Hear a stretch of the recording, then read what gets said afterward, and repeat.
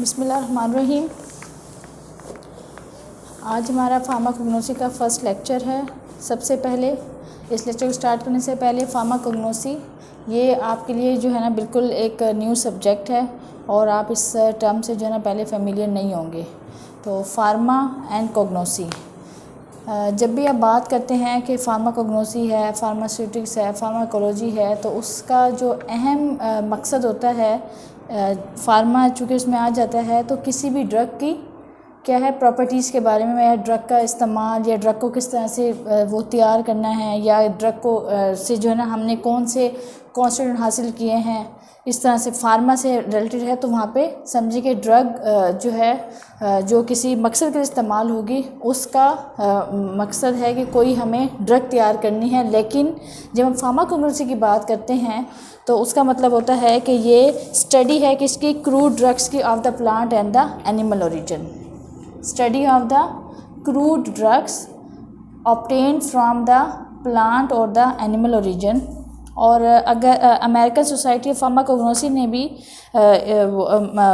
Define किया है pharmacognosy को इस तरह से कि ये स्टडी है, स्टडी ऑफ द फिज़िकल से मुराद ये है कि कोई भी ड्रग जो है दिखने में आपको कैसी लग रही है, आइदर जो है ना वो आपकी जो है ना वो किसी पत्ते से हासिल की जा रही है, किसी प्लांट की हर्ब से हासिल की जा रही है, जड़ी बूटी से हासिल की जा रही है, किसी प्लांट के सीड से हासिल की जा रही है। तो study of the physical, biochemical से मुराद ये है कि उसमें बायोलॉजिकल केमिकल्स होंगे, जो कि अपना कुछ ऐसे केमिकल्स होंगे जिनका क्या होगा, बायोलॉजिकल फंक्शन होगा। वो कुछ ना कुछ बायोलॉजिकल फंक्शन, अपना बायोलॉजिकल एक्शन जो है वो आपकी बॉडी में प्रोड्यूस कर रहे होंगे in relation to your already जो आपका फिजियोलॉजिकल सिस्टम है उससे रिलेटेड। जैसे कुछ केमिकल है वो जो है ना आपकी स्लीप इंड्यूस करने के लिए इस्तेमाल होगा, तो वो इसको क्या कहेंगे हम कि बायोकेमिकल एलिमेंट है ये, क्योंकि ये क्या है, केमिकल तो है लेकिन बायोकेमिकल इसलिए है कि ये जो फिजियोलॉजिकल सिस्टम है उसमें स्लीप इंड्यूस करने के लिए इस्तेमाल हो रहा है। इसके साथ साथ अगर बायोकेमिकल की बात करते हैं तो ये एलिमेंट जो है ना आपका एज आ पर्गेटिव काम कर रहा है, एज आ एक्सपेक्टोरेंट काम कर रहा है। तो वो क्या हो गया, उसकी बायोलॉजिकल प्रॉपर्टी हो गई। तो pharmacognosy is the study of the physical, biochemical, biological properties of the natural drug, कोई भी नेचुरल ड्रग होगी, and their chemical constituent as well as the search for new drug from the natural sources. किसी भी natural drug की या किसी chemical की या फिर उन नेचुरल जो ड्रग्स हैं उनसे हमें कुछ मज़ीद सब केमिकल जो हासिल होंगे उसकी फ़िज़िकल बायोकेमिकल प्रॉपर्टीज़ को हम डिटेल से स्टडी करते हैं, तो वो क्या कहलाती है, फार्माकोग्नोसी कहलाती है। तो फार्माकोग्नोसी के बारे में जब भी आपके आता है, ज़िक्र आता है, तो आपके जहन में फ़ौरन से ये पॉइंट आना चाहिए कि हम कोई भी जो दवा है तैयार कर रहे हैं तो सबसे पहले जो ओरिजिन है उसे फिनिश्ड डोजेज फॉर्म में देने से पहले तो उसकी फार्माकोग्नोसी स्टडी होगी ना। फिर उसके बाद हम उसको दूसरे लेवल पे लेके जाएंगे, इसको हमें टैबलेट बनानी है। फार्माकोग्नोसी क्या होगा कि उसकी जो ओरिजिन है जहाँ से वो हासिल की जा रही है, वहाँ से हासिल करने के बाद उसकी फ़िज़िकल, बायोकेमिकल और बायोलॉजिकल प्रॉपर्टीज़ को इवेलुएट किया जाए। इसके अलावा इसकी ओरिजिन को कि किस ओरिजिन से हासिल हो रही है, ये क्या हो गया, फार्माकोग्नोसी में कवर कर लिया। अब जो भी आपने केमिकल हासिल किया है उसमें कुछ वो जो भी आपने मतलब कि अगर हम कहें कि एक एलोवेरा सिंपल सा ले लें, एलोवेरा सब घरों में पाया जाता है, वो केमिकल हमने हासिल किया, एलोवेरा से हमें वो केमिकल हासिल हुआ, ठीक है, ये क्या हो गया, उसकी फार्माकोग्नोसी प्रॉपर्टी हो गई ना। फार्माकोग्नोसी में हमने इसको स्टडी कर लिया। लेकिन उस केमिकल में एलोवेरा है, सपोज़ करें मैं कहूँ कि एक XYZ में एग्जांपल दे रही हूँ, इथानॉल पाया जाता है, तो ये किस में आ जाएगा आपकी, इसकी हम इथानॉल को हम किस बायोलॉजिकल सिस्टम के लिए यूज़ करेंगे, वो उसकी बायोकेमिस्ट्री हो जाती है। जब मैं कहूँ कि हमने एलोवेरा को एक सोल्यूशन फॉर्म में बना दिया है, सोल्यूशन फॉर्म इसका बना दिया है, वो सोल्यूशन बन गया, तो उसे हम क्या कहेंगे कि हमने इसको फार्मास्यूटिकल पॉइंट ऑफ व्यू से उसे एक फिनिश्ड डोजेज फॉर्म दे दी है, तो वो किस में आ जाएगा, फार्मास्यूटिक्स में। अब आपको क्लियर हो गया कि फार्माकोग्नोसी जो है ना, study of the crude drug obtain from the animal और द प्लांट ओरिजिन। अब जब क्रूड ड्रग की बात करते हैं तो वो क्रूड ड्रग के ये कहते हैं कि वो आपने एक प्लांट से सिंपल सी एक ड्रग जो है वो हासिल, एक जड़ी बूटी है उससे हमने हासिल कर ली है। लेकिन क्रूड ड्रग को फर्दर जो है ना फिर कुछ क्लासिफाई किया जाता है। क्रूड ड्रग की क्लासिफिकेशन है कि हमने उसको किस मेथड से हासिल किया है, उसको किस मेथड में फॉल कर रहे हैं। जो क्रूड ड्रग हमने हासिल तो कर लिया है किसी प्लांट से उसको, तो इस तरह से सबसे जो सिंपल डेफिनेशन है, आपसे अगर सवाल पूछा जाता है, आप सेकेंड ईयर से तो आप एग्जामिनेशन पॉइंट ऑफ व्यू से कि फार्माकोग्नोसी को डिफाइन करें और उसके बाद स्कोप ऑफ फार्माकोग्नोसी, तो हम आगे बढ़ेंगे। लेकिन सिंपल डेफिनेशन के pharmacognosy is the study of the crude drug obtain from the animal origin और the plant origin. Animal origin की बात इसलिए कर रहे हैं कि आपकी जैसे कोड लिवर ऑयल है, ये कहाँ से एनिमल ये फ़िश से हासिल होता है, एनिमल ओरिजिन है इसकी, तो ये किससे, फ़िश के लिए से हासिल होता है, इसलिए इसको भी हम क्या कह रहे हैं कि एनिमल ओरिजिन से हासिल हो रहा है या फिर प्लांट ओरिजिन से, या कुछ ऐसे हार्मोन्स हैं जो कि कहाँ से, एनिमल से हासिल होते हैं और उसको हम बायोलॉजिकल पर्पस के लिए इस्तेमाल करते हैं। तो the study of the physical, biochemical and biological properties of the natural drug and their chemical constituents। Basically pharmacognosy में हमने क्रूड ड्रग से जो एलिमेंट्स हासिल किए होते हैं उससे जो मुख्तलिफ कॉन्स्टिट्यूंट्स वो हम लेते हैं, उसका फिर एक्शन देखते हैं कि ये किस पर्पज़ के लिए इस्तेमाल हो सकते हैं, उसको हम फार्माकोग्नोसी में क्या करते हैं, तफसील से स्टडी करते हैं। Word pharmacognosy is drive from the Greek word pharmakon and gnosis, drug का नॉलेज।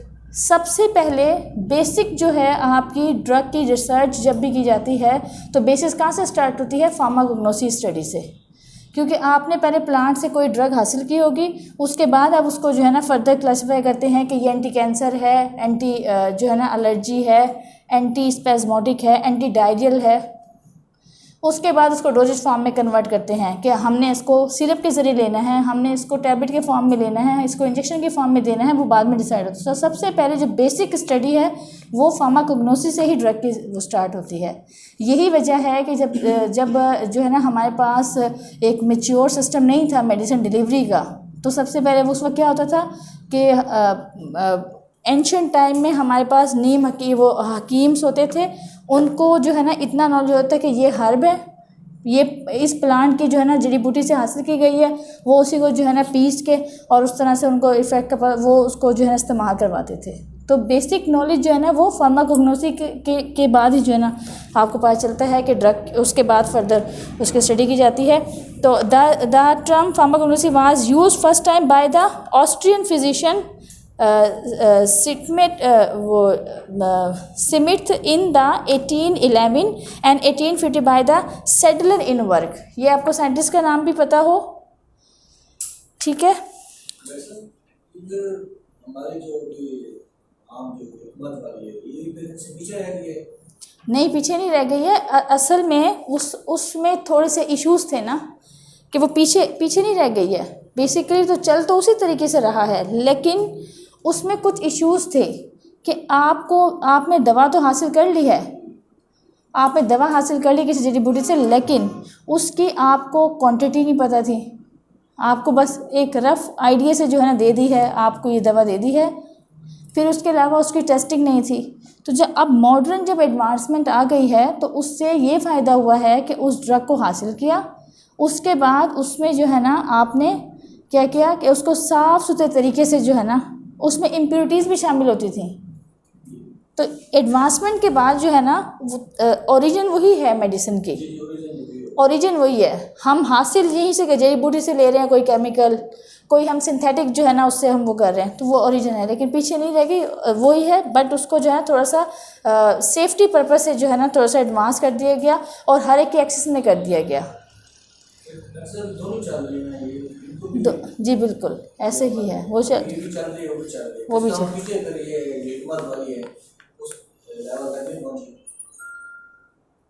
बस उसमें जो है ना फिर एक जब काम होती है ना लोकल लेवल पर, तो वो चीज़ें इतनी वो नहीं होती। जब एक चीज़ को इंटरनेशनल जो है ना उसका वो दे दिए जाते हैं ना, इंटरनेशनल जो है ना एक SOP बना दिया जाता है, तो फिर जब उस पर चलती हैं तो चीज़ें वहाँ पे सक्सेसफुल बन जाती हैं। अब उसको जो है ना सब जगह एक ही सिस्टम राइज कर दिया गया है कि आपने इस तरह से लेनी है। अदरवाइज़ तो पहले कहीं किसी को पता होता था और किसी की एक्सेस होती थी। अब जो है ना आप मेडिसिन है, अब सपोज़ करें एक पैराडोल है, ये भी एक केमिकल है, उसको एक फ्रीज फॉर्म में दे दिया गया। अब वो जो है ना आपके पास तमाम जो है ना जो स्टेशन है वहाँ पे अवेलेबल होती है। आपको बुखार की दवाई चाहिए तो आप जाते हैं और इस तरह से परचेज़ करते हैं। तो इसको ज़रा आसान बना दिया गया एक्सेस के लिए, इस तरह से है। अच्छा, इसके बाद scope of pharmacognosy. Scope of pharmacognosy में आपको ये अगर आता है तो इन फ्यू लाइंस जो है ना आपने स्कोप ऑफ फार्माकोग्नोसी का बताना है कि स्कोप क्या है फार्माकोग्नोसी। सबसे पहले फार्माकोग्नोसी ब्रांच ऑफ साइंस है, जो कि ये तो आपने पढ़ लिया। और इसके classification of the crude drug to known about the class of drug. Classification क्यों कर दी गई क्रूड ड्रग की? जो क्रूड ड्रग है एक सिंपल सी ड्रग है, उसको हमने क्लासीफाई किया ताकि हमें पता चले कि किस क्लास से बिलोंग करती है। इससे जो है ना फार्माकोग्नोसी में डिटेल से स्टडी करने से हमें ये फ़ायदा होता है कि वो किस क्लास से बिलोंग करती है। Number 2 cultivation. और फार्माकोग्नोसी पॉइंट ऑफ व्यू से जो है ना हमें जो कल्टीवेशन है उसका भी ज़्यादा नॉलेज मतलब मिल जाता है। कल्टीवेशन का, कलेक्शन का, कि इसको कैसे जो है ना हासिल किया जाए, क्योंकि बहुत सारी जो है ना ऐसी जड़ी बूटियाँ होती हैं जो पॉइजनस होती हैं। इवन के टच करने से भी जो है ना अगर आप उन्हें जो है ना अपने थोड़ी देर के लिए उसको अपने हाथ में भी रखें तो उससे भी जो है ना एब्जॉर्प्शन के चांसेस होते हैं कि आपकी जो है ना उसमें वो आपकी बॉडी में एब्जॉर्ब हो सकती है। या उसकी इवन के स्मेल ऐसी होती है कि आप उसके एलर्जिक हो सकते हैं। जैसे कुछ चीज़ें हैं, पोलेंस वगैरह है, तो ये इसी पोलेंस का नॉलेज कैसे आया? फार्माकोग्नोसी की ही वजह से आया कि इससे हमने डिटेल से पढ़ा कि कौन से जो है ना पोलेंस होते हैं, वो किस प्लांट से जो है ना ज़्यादातर प्लांट जो है ना वो पोलेंस रिलीज़ कर रहे होते हैं और उससे जो है ना आपको एलर्जिक वगैरह या इस तरह की वो हो सकती हैं, या किस टाइप की एलर्जी वो कॉज करवाते हैं। तो ये हमें फार्माकोग्नोसी में डिटेल से प्लांट की स्टडी करने के बाद पता चला। तो कल्टीवेशन, कलेक्शन, ड्राइंग, उसके बाद मेडिसिन को किस तरह से ड्राई करना है और कौन सी मेडिसिन जो है ना वो किस तरीके से जो है ना वो बेहतर ड्राई फॉर्म में हासिल की जा सकती हैं, फिर हम उसको मेडिसिन के तौर पे यूज़ कर सकते हैं। Preservation, packaging, evaluation and adulteration of drug. इसके अलावा बहुत सारी ऐसी ड्रग्स हैं जो कि हम प्लांट से हासिल करते हैं लेकिन उसमें मिलावट होती थी, तो उस इम्प्योरिटी को भी हमने इसके ज़रिए एलिमिनेट किया कि इम्प्योरिटीज़ जो है ना उससे अलहदा कर दी जाएँ और जो प्योर केमिकल जो है वो उससे हासिल कर लिया जाए। Plant growth hormone for the rapid and better growth of the plant growth hormones भी जो है ना डिस्कवर हुए, जिससे हमें ये पता चलता है कि ये फसल है, अगर हम इसमें ये वाला सीड लगाएं या ये वाला जो है ना हम हार्मोनल प्रिपरेशंस हैं ये दी जाए तो वो बहुत बेहतर ग्रो कर सकते हैं। तो ये भी हमें फार्माकोग्नोसी के ज़रिए पता चला। Allergens and allergic preparation to overcome the problem of allergy. Allergens के नॉलेज भी हमें फार्माकोग्नोसी के ही मतलब फार्माकोग्नोसी से हमें एलर्जी और एलर्जेंस दोनों, जो allergens are causing the allergy, उसका हमें डिटेल नॉलेज पता चला और इसकी वजह से हम एलर्जी का जो प्रॉब्लम है उसे ओवरकम करने में कामयाब हुए। Enzymes to cure and manage the disease cause by the enzymatic deficiency. जो मुख्तलिफ एंजाइम, मुख्तलिफ प्लांट्स जो हैं वो भी कुछ ना कुछ एंजाइम्स जो है ना कंटेन करते हैं और उन एंजाइम्स का नॉलेज भी हमें फार्माकोग्नोसी से ही पता चलता है और इस तरह से जो एंजाइम डेफिशिएंसी से डिजीज़ होती है वो भी हमें वो पता चली।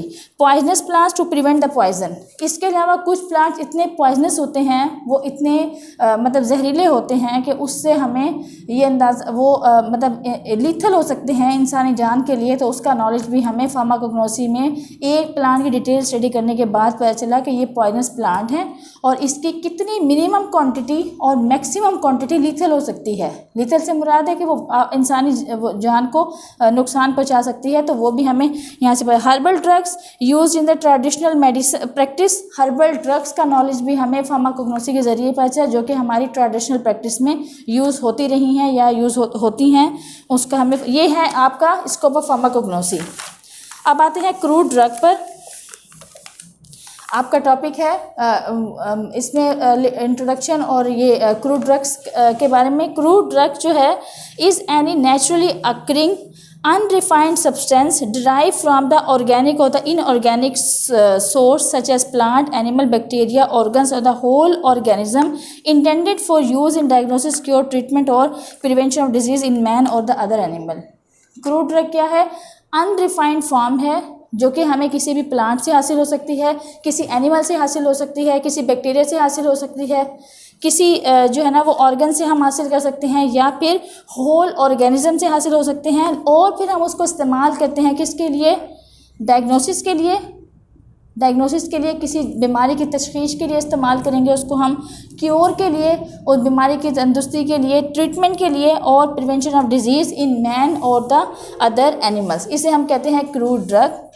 क्रूड ड्रग को फर्दर जो है ना क्लासीफाई किया है 4 मेन कैटेगरीज में। मॉर्फोलॉजिकल मेथड, क्रूड ड्रग को भी फर्दर डिवाइड करते हैं। Morphological method, taxonomical method, pharmacological method and the chemical method. सबसे पहले हम मॉर्फोलॉजिकल मेथड को वो करते हैं। मॉर्फोलॉजिकल मेथड क्या होता है कि in this drug are classified according to their parts use.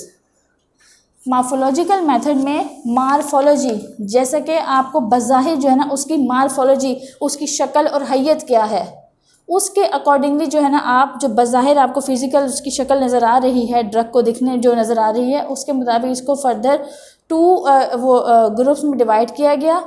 Organised drugs and unorganised drug. Organised drug की हम बात करते हैं कि वो ड्रग्स होती हैं जो ऑब्टेन होती हैं from the direct parts of the plant and contain the cellular tissues like flowers, seed, leaves, rhizomes and the bark. इसमें सेलुलर टिश्यू मौजूद होता है और ये डायरेक्ट पार्ट ऑफ प्लांट होते हैं। इसको हम कहते हैं ऑर्गेनाइज्ड ड्रग। अनऑर्गेनाइज्ड ड्रग वो drug which are prepared from the plant by the physical process such as incision, drying और extraction with a solvent.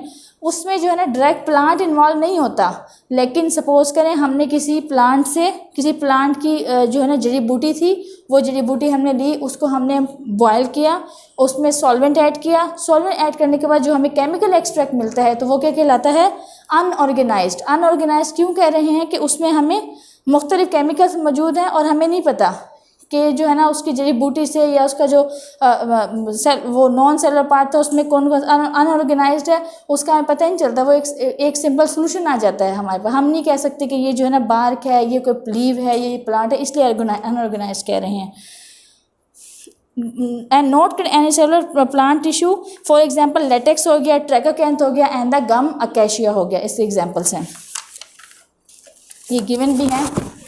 Unorganised, organised drug, ये पार्ट्स नज़र आ रहे हैं, सेलुलर पार्ट है। और ये अनऑर्गेनाइज्ड में सिंपल आपके पास सॉल्वेंट आ गया है, या सिंपल जो है ना आपके पास किसी जड़ी बूटी को आपने उसके साथ हाँ एक्सट्रैक्ट होगा, या फिर हमने उस जो है ना वो कोई सीड है उसके साथ जो है ना उसका जो कवर है या पूरा प्लांट है उसको हमने पाउडर फॉर्म में ले लिया, वो पाउडर हो सकता है, ठीक है। उसको हमने मतलब कि क्रश कर लिया और क्रश के बाद उसको जो है ना अच्छे से पीस लिया तो वो पाउडर है, वो भी अनऑर्गेनाइज्ड है। उसमें आप ये नहीं बता सकते कि ये क्या है, कोई जो है ना इसका स्टेम है, इसका रूट है, या इसका लीफ है, या इसका फ्लावर पार्ट है।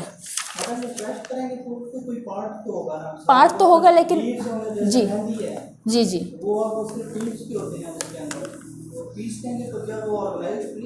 नहीं, वो अनऑर्गेनाइज्ड है कि मतलब इन्होंने ना सिंपल क्लासीफाई करने के लिए एक बताया कि ऑर्गेनाइज्ड का मतलब ये है कि एक फॉर्म है आपके सामने, आप उसकी पहचान कर सकते हैं। और अगर दूसरा बंदा उसको वो आपने तो पीस के रखा हुआ है, लेकिन अगर मैं उसको पहचान करूं तो मैं नहीं कह सकती ये अनऑर्गेनाइज्ड पार्ट है। आई कैन नॉट वो आइडेंटिफाई या आई कैन नॉट रिकॉग्नाइज कि ये कौन सा जो है ना ये लीफ का है या इसका सीड है या क्या है, इसलिए उसको अनऑर्गेनाइज इस अंदाज में कह रहे हैं।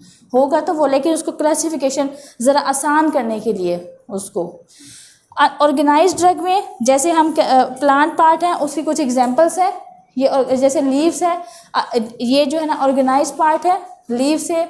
और कुछ प्लांट्स के जो लीव्स हैं वो मेडिसिनल पर्पज़ में यूज़ होते हैं, जैसे पुदीना हो गया, डिजिटैलिस हो गया, डिजिटैलिस लैनेटा, जो कि किस में यूज़ होती हैं, इससे कुछ हमें ग्लाइकोसाइड इस्तेमाल होते हैं। किस में यूज़ होते हैं डिजिटैलिस? हार्ट डिजीज़ में।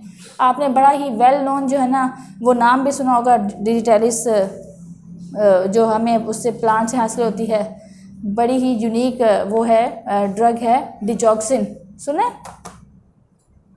लिनॉक्सिन, वो है, वो बड़ी वेल नोन जो है ना ड्रग है। वो किससे हासिल होती है? डिजिटैलिस लैनेटा है, ये प्लांट के लीव से हासिल होती है और इसका मेडिसिनल यूज़ क्या है? वो आपके कार्डियक प्रॉब्लम में यूज़ होती है। प्लांट होता है ये? जी प्लांट होता है, प्लांट होता है। अब एक प्लांट के मुख्तलिफ पार्ट से हम जो हमने ये हासिल किए हैं, कुछ हमें जो ये हैं चीज़ें हासिल, सेलुलर पार्ट्स या क्रूड ड्रग्स हासिल हुई हैं, उसके बाद इनका यूज़ है। तो इसको क्लासिफाई कर दिया कि जैसे हम सीड से जो है ना, प्लांट के सीड से हम क्या हासिल करते हैं? बिटर एलमंड है उसकी एग्जांपल, और उससे हम क्या हासिल करते हैं? एलमंड ऑयल हमें हासिल होता है, और एलमंड ऑयल फिर मुख्तलिफ मेडिसिनल पर्पज़ के लिए इस्तेमाल होता है। तो बेसिकली ओरिजिन जो है ना वो प्लांट है, फिर प्लांट के ओरिजिन से हमने क्लासीफाई कर दिया क्रूड ड्रग को ऑर्गेनाइज अनऑर्गेनाइज में। अब हम ऑर्गेनाइज की बात कर रहे हैं। ऑर्गेनाइज ड्रग में आपके लीव्स हैं, बार्क्स है, फ्लावरिंग पार्ट्स हैं, फ्रूट्स है, सीड है, रूट्स है, राइजोम है। अब लीव से हमें हासिल होता है डिजिटैलिस, बार्क से हमें हासिल होता है सिनकोना एंड सिनामोन। ये होता है इधर पाकिस्तान में, जिस नाम पुदीना की बात की वो आपने देखा होगा, ये वाला दूसरा जो बता रहे हैं, ये है पाकिस्तान में? ये बिल्कुल है, और जो आपकी ड्रग प्रिपेयर होती है तो वो इसी से प्रिपेयर होती है। इतना मतलब कि इसका तो बहुत ज़्यादा इस्तेमाल है। ये आम ज़बान में क्या कहते हैं? डिजिटली से ही नाम ही यही है इसको, मतलब कि आम उसमें तो नहीं, इसके फार्माकोनॉमिकल नेम है। तो ये आपको तो वैसे पता भी नहीं चलते।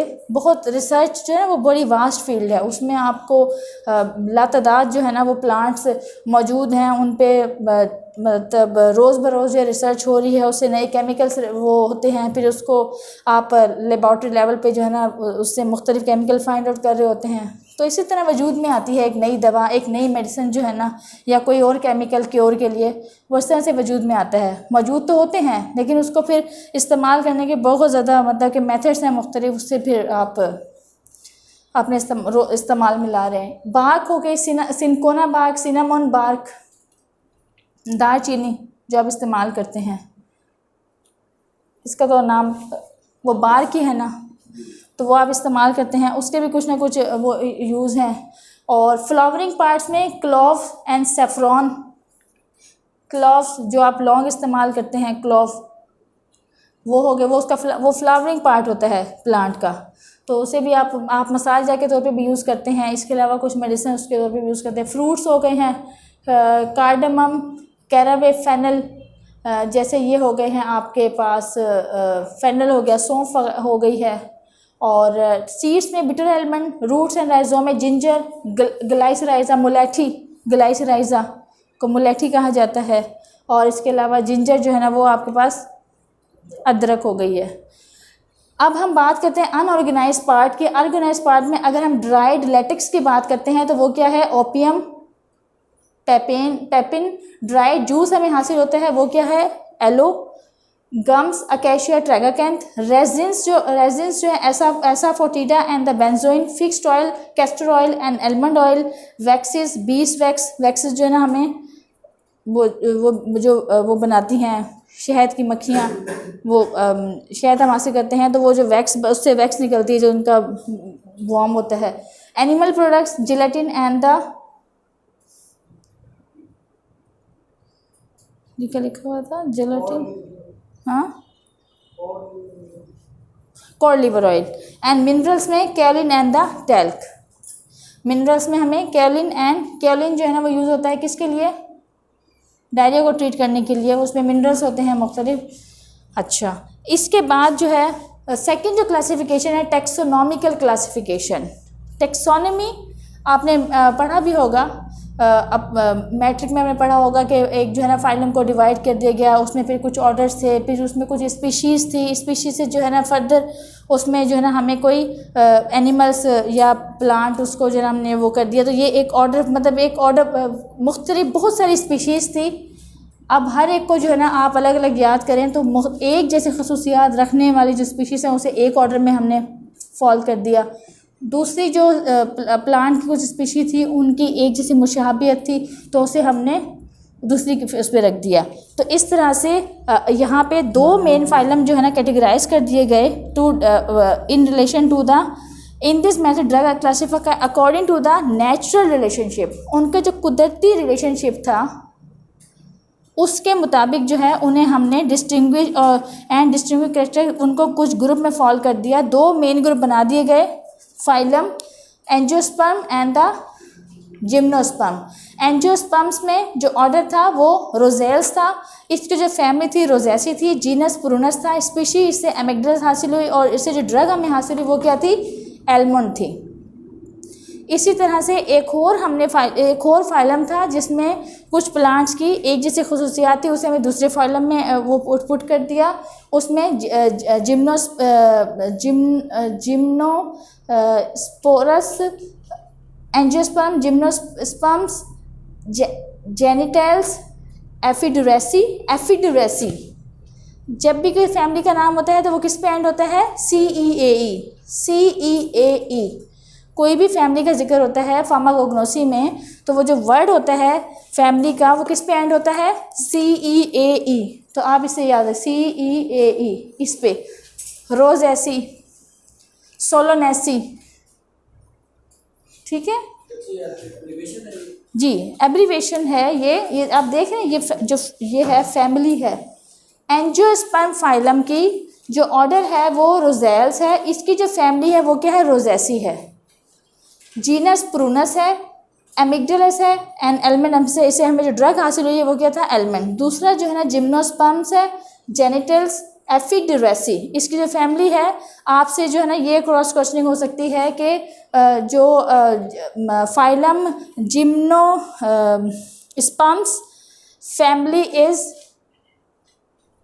Rosaceae, Solanaceae and Ephedraceae. तो आपको याद होगा एफिडुरेसी। आपको इस तरह से ये तीन फाइलम गिवन है, आपको इनकी फैमिली का वो मतलब नाम आप इसको याद कर लें, एज इट इज़ जो है ना आपको नाम याद करना होगा। एफिड्रा जो है ना इससे हमें जीनस हासिल हुई है और जो इससे स्पीशी है वो सिनिका से जो है ना हमें एफिड्रा हासिल होता है, ये भी एक केमिकल है। तीसरी जो क्लासिफिकेशन है वो है फार्माकोलॉजिकल क्लासिफिकेशन। फार्माकोलॉजिकल मेथड में, इस मेथड में हम इनको क्लासीफाई करते हैं according to their therapeutic use. Therapeutic use का मतलब क्या होता है, वो ड्रग किस पर्पज़ के लिए यूज़ होती है। जैसे मैं कहूँ कि एंटी कफिंग है, एंटीटूसिव है। एंटीटूसिव का मतलब क्या है कि वो खांसी के लिए इस्तेमाल होती है वो ड्रग। अब उसके लिए कौन से ऐसे केमिकल हैं जिसको हम फॉल करते हैं कि वो एंटीटूसिव एजेंट है। बहुत सारे केमिकल्स थे, उसकी प्रॉपर्टीज़ को तफसील से देखने के बाद हमने अंदाज़ा लगाया कि ये जो केमिकल है ये किस में इफ़ेक्टिव है, खांसी में इफ़ेक्टिव है, तो उसे हमने किस कैटेगरी में फॉल कर दिया, एंटीटूसिव में। एक और केमिकल था वो दिल की बीमारी में इस्तेमाल हो रहा था, तो उसे हमने क्या कर दिया, एंटी कार्डिक है कि कार्डिक की प्रॉब्लम यूज़ हो रही है। इसी तरह से यहाँ पे आपकी फार्माकोलॉजिकल क्लासिफिकेशन के मुताबिक एंटी कैंसर, सिनामोन बाग जो है वो किस में यूज़ होती है, एंटी कैंसर। कैंसर के ख़िलाफ़ जो है ना उसका रोल पाया गया, तो हमने सिनामोन बाग को किस कैटेगरी में फॉल कर दिया, फार्माकोलॉजिकल क्लासिफिकेशन के मुताबिक हमने उसे उसकी respective category fall. Purgative, aloe and the purgative का मतलब क्या होता है, जो कि that are use to increase the bowel movement, जो कि आपके वो बाउल को खाली कर दे, डायरिया कॉज करके वो बाउल्स जो है कम्प्लीटली एम्प्टी हो जाती हैं, तो वो पुरगेटिव के तौर पे एक्ट करती हैं। उसे हमने उसमें आपका एलो है एंड द कैस्टर ऑयल है। एंटीस्पेज़मोटिक वो मेडिसिन वो होता है इफ़ेक्ट जो कि स्पेज़म के अगेंस्ट जो है ना इस्तेमाल होती हैं। स्पेज़म क्या होता है, पेट का दर्द। पेट के दर्द के ख़िलाफ़ जो इस्तेमाल होती हैं वो होगी बेलाडोना। एंड स्ट्रिंजेंट कैटेक्यू, एस्ट्रिंजेंट का मतलब क्या होता है, जो कि कंस्ट्रिक्शन कॉज करे।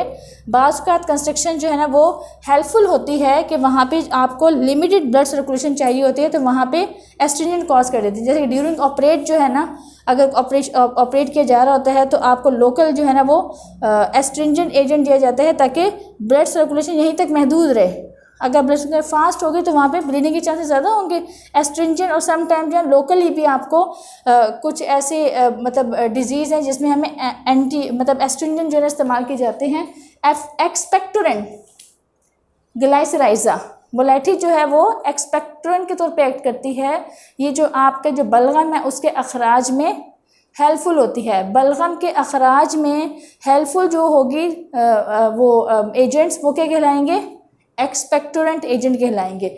इसके अलावा कार्डियोटोनिक डिजिटैलिस, जो डिजिटैलिस है वो कार्डियोटोनिक है। टॉनिक क्या होता है, that stimulate the cardiac activity, जो कि आपकी कार्डिक वो किस में यूज़ होता है, हार्ट ब्लॉक में। जब आप वो हार्ट फेलियर हो जाता है, आपके जो वो दिल के जो खाने हैं वो प्रॉपर्ली जो है आपके ब्लड को बॉडी में नहीं भेज सकते, या वो प्रॉपर्ली जो है कॉन्ट्रैक्ट और रिलैक्स नहीं हो सकते, फेलियर की तरफ चला गया है दिल, उसकी प्रॉपर रिलैक्सेशन और कॉन्ट्रैक्शन नहीं हो रही है, तो वो फिर कार्डिक मसल्स को क्या करते हैं, एक्टिवेट करते हैं। उससे दिल की जो काम करने का वो प्रोसेस है वो थोड़ा सा फास्ट हो जाता है, और इससे वो प्रॉपर जो है ना पंपिंग और रिलैक्सिंग जो है ना वो हो सकती है। तो डिजिटैलिस जो है ना वो कार्डियोटोनिक के तौर पर इस्तेमाल होता है। नेक्स्ट जो क्लासिफिकेशन है वो है chemical method. Chemical method classification के मुताबिक जो है ड्रग को क्लासीफाई किया according to the principal constituents. मतलब कि इस हमें केमिकल्स तो हासिल हो गए, लेकिन फिर उसको हमने मुख्तलिफ कैटेगरी में फॉल किया कि आइदर ये कार्बोहाइड्रेट्स हैं, इनकी ओरिजिन क्या है। अब एक केमिकल आपको हासिल हो गया, आपने ये देखना है कि वो जो है ना ग्लूकोज ग्रुप से बिलोंग करते हैं, वो प्रोटीन्स हैं, वो आप लिपिड इन नेचर हैं, वो फैट्स हैं, वो फिक्स्ड ऑयल हैं, या फिर जो है ना वो प्रोटीन्स हैं, या वो क्या है। तो उस लिहाज से जो क्लासिफिकेशन की गई है उसे हम क्या कह रहे हैं, केमिकल मेथड। इस केमिकल मेथड से जो मुख्तलिफ केमिकल हमें हासिल हुए हैं उसको हमने मुख्तलिफ ग्रुप्स में फॉल कर दिया। जैसे कार्बोहाइड्रेट्स हैं, कार्बोहाइड्रेट्स में एगार एंड अकेशिया, क्योंकि इसमें ग्लूकोज पाया जाता था तो उसको हमने ग्लूकोज कंटेनिंग जो कंपाउंड्स हैं, जो केमिकल्स हैं, उसे हम किस कैटेगरी में रख देंगे, कार्बोहाइड्रेट्स में। इस तरह से ग्लाइकोसाइड्स जो हैं उसे हमने ग्लाइकोसाइड्स कंपाउंड जिनमें पाया गया है वो कौन सा है, एलो है। वोलेटाइल ऑयल जिसमें पाया गया है वो है सिनामन एंड द फेनल। इसके अलावा अल्कलॉइड्स जो हैं वो है belladonna, resins ginger, tannins black catechu, and proteins जो है ना वो पापिन। इसमें और भी गिवन है, लेकिन आपको ये ड्रग्स जो हैं ये आपने सारी ही तकरीबन याद करनी है। मैंने तो एक एग्जांपल आपको बताई है शॉर्ट टाइम की वजह से, लेकिन आपने ये सारी जो ही ड्रग्स जो इसके साथ मेंशन है ये सारी याद करनी है कि कार्बोहाइड्रेट में कौन सी वो ड्रग को फॉल करते हैं। Carbohydrate containing agar, acacia, tragacanth and the starch, they contain the carbohydrate और ग्लूकोज मालिक्यूल, तो उसको हमने किस में, कार्बोहाइड्रेट ग्रुप में फॉल कर दिया। तो यहाँ हमारी जो क्रूड ड्रग है उसकी क्लासिफिकेशन, उसके मेथड्स जो है ना उसका लेक्चर कंप्लीट होता है।